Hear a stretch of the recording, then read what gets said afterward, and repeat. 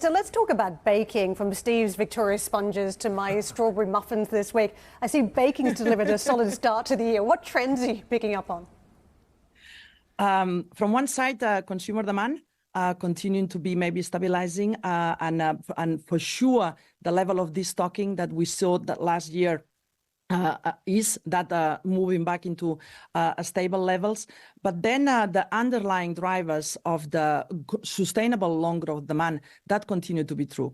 We see a strong momentum and pull from the innovation on solutions that enable not only freshness, but also cleaner label, lower sugar added, and that continues to be true in domestic geographies, but also good momentum and penetration of our solutions in emerging geographies.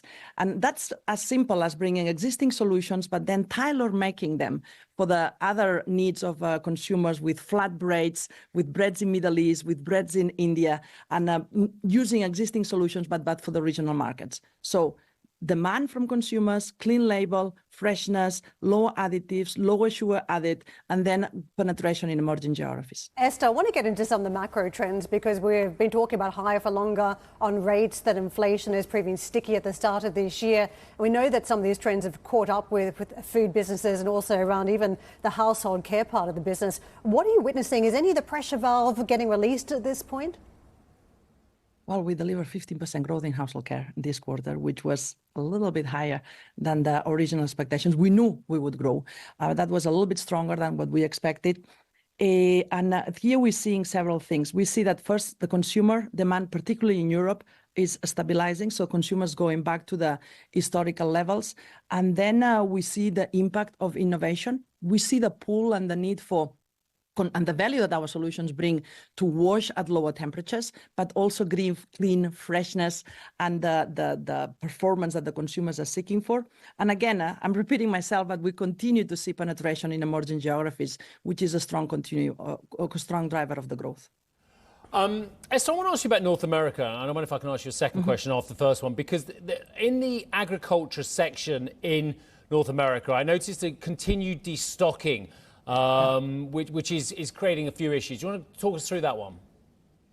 We have seen the same, and with ag was maybe the softest area in the group, with the destocking as the main driver. And here we have seen a slowdown on the momentum.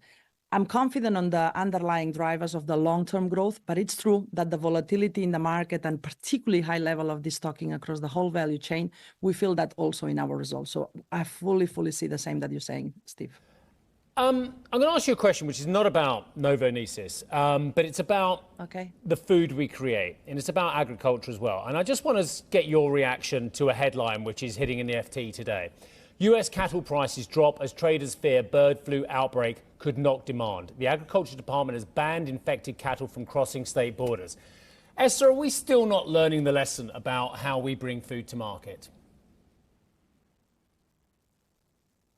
Oh, that's a very broad question. I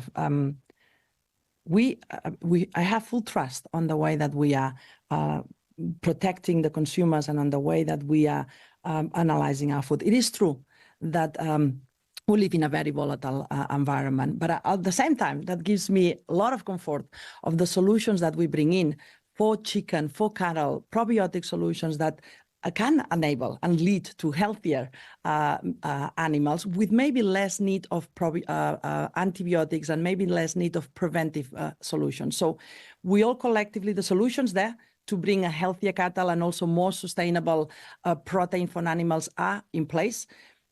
Regulation, as we told before, maybe it's an area of how to accelerate and also bring fast forward the answers of the future, and then embrace that we're living in a volatile world and we need to be very, very diligent on how we're taking care of something which is very precious, which is the nutrients that we eat.